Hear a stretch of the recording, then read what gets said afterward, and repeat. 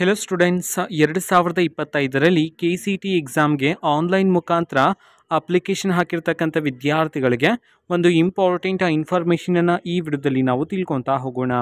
ವಿಡಿಯೋವನ್ನು ಸ್ಟಾರ್ಟ್ ಮಾಡ್ತೀನಿ. ಅದಕ್ಕಿಂತ ಮೊದಲು ಲೈಕ್ ಮಾಡಿ ಮತ್ತು ತಪ್ಪದೆ ಸಬ್ಸ್ಕ್ರೈಬ್ ಮಾಡ್ಕೊಳ್ಳಿ. ಸೊ ಈಗ ನಾವು ಇನ್ಫಾರ್ಮೇಷನನ್ನು ತಿಳ್ಕೊತಾ ಹೋಗೋಣ.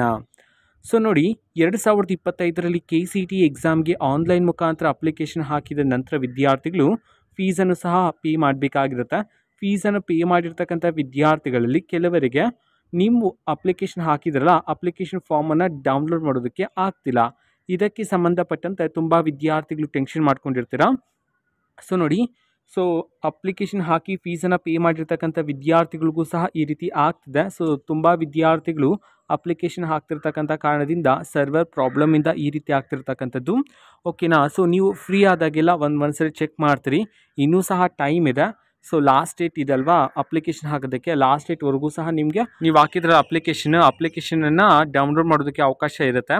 ಓಕೆನಾ? ಸೊ ಯಾರು ಸಹ ಟೆನ್ಷನ್ ಮಾಡ್ಕೋಬೇಡಿ. ಸೊ ಫ್ರೀ ಆದಾಗೆಲ್ಲ ಚೆಕ್ ಮಾಡ್ತೀರಿ. ಇವತ್ತು ನಾಳೆ ಪ್ರತಿದಿನ ಫ್ರೀ ಇದ್ದಾಗೆಲ್ಲ ಒಂದ್ಸರಿ ಲಾಗಿನ್ ಆಗಿಬಿಟ್ಟು ಚೆಕ್ ಮಾಡ್ತೀರಿ. ಇನ್ ಕೇಸ್ ಡೌನ್ಲೋಡ್ ಆಗ್ತಿದ್ರೆ ಡೌನ್ಲೋಡ್ ಮಾಡ್ಕೊಳ್ಳಿ, ಇಲ್ಲ ಅಂತಂದರೆ ವೆಯ್ಟ್ ಮಾಡ್ತೀರಿ. ಸೊ ಡೌನ್ಲೋಡ್ ಆಗುತ್ತೆ.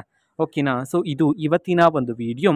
ಮತ್ತೀಗ ನಾವು ಟೆಲಿಗ್ರಾಮ್, ಇನ್ಸ್ಟಾಗ್ರಾಮ್ ಮತ್ತು ಫೇಸ್ಬುಕ್ಕಲ್ಲೂ ಈಗ ವಿಡಿಯೋಸ್ಗಳನ್ನು ಅಪ್ಲೋಡ್ ಮಾಡ್ತಿದ್ದೀವಿ. ಲಿಂಕ್ಸ್ಗಳನ್ನು ಡಿಸ್ಕ್ರಿಪ್ಷನ್ ಬಾಕ್ಸಲ್ಲಿ ಕೊಟ್ಟಿರ್ತೀನಿ. ಕ್ಲಿಕ್ ಮಾಡಿಬಿಟ್ಟು ಫಾಲೋ ಮಾಡಿ. ಓಕೆನಾ? So thank you, bye.